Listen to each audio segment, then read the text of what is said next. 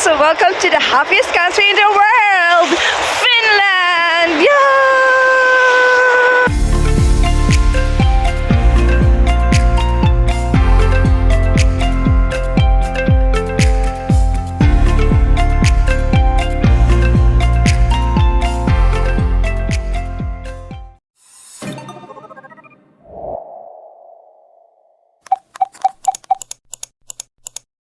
Moira Cas, I'm here again, your Pinay vlogger in Finland, China Chinitas. I'm so happy today and I just want to share to you guys ang happiness ko.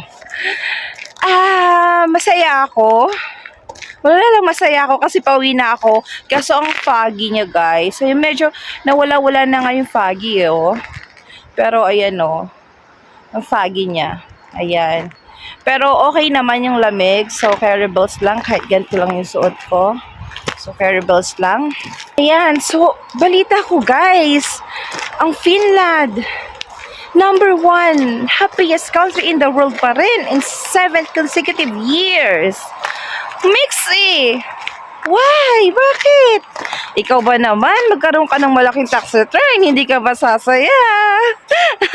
Oops. Huwag muna kayo mag-message sa akin. Wala pa ako may bibigay sa inyo. Hindi pa nga nakakarating sa akin. But anyway, gusto ko lang i-share sa inyo guys kung bakit ako nagkaroon ng tax return ng 1,000 plus. Ayun, so bago yun, masaya ako kasi pag nakuha ko na yun, may pambayad ako na utang. Huwag na kayo mag-alala sa mga nautangan ko. Mababayaran ko kayo ng buo bago matapos ng taon. Yes, so sa mga nagbabalak mangutang din sa akin, wala akong pangutang sa inyo kasi pambayad ko rin ang utang yun. So anyway, gusto ko lang i-share sa inyo guys kasi kung bakit ako nagkaroon ng, to be exact, 1,400 tax return. Yung tax return na yun, makukuha pa yun by August. O ayan, alam nyo na. Pero guys, sa mga mangungutang, nagbabalak mangutang dyan, wala akong pautang sa inyo. Kasi, pambayad ko rin yun ng utang guys.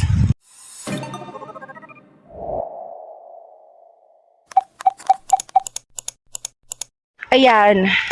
So, kaya ako nagkaroon ng ganong tax return guys, kasi sabi nga nila, pagka nag-declare ka ng tama or mas maganda yung sobra, may ibabalik naman sa'yo yung sobra na naibayad mo. So, kami kasi, ni Ate Ja, dumating kami dito April. So, nag-start kami mag-work May 4. So, dapat, ang i-declare lang dapat talaga namin sa tax, sa Vero, tax office, dapat 9 months lang. Pero ang ginawa namin ni Ate Ja, ginawa namin 1 year. So, tapos, ginawa namin yung basic namin, kinumpute namin sa 12 years, tapos, 12 years, sa 12 months, tapos, nag-add kami ng 500 euro. At, minultiply din namin sa 12 months. So, yung total nun, yun ang binigay namin sa Vero.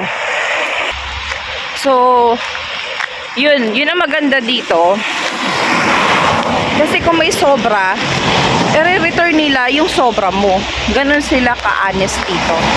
Napaka transparent ng gobyerno dito.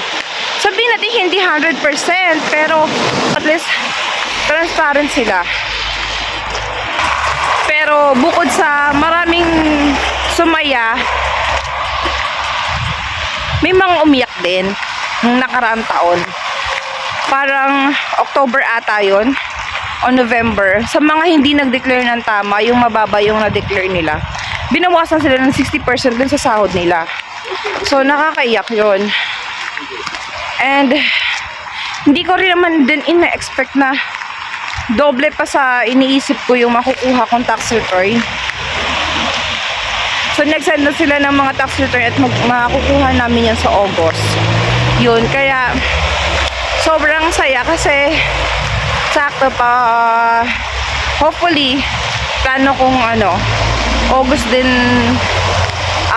by August, sana nandito na yung mga anak ko kasi yun din yung ano ko, yung bakasyon ko.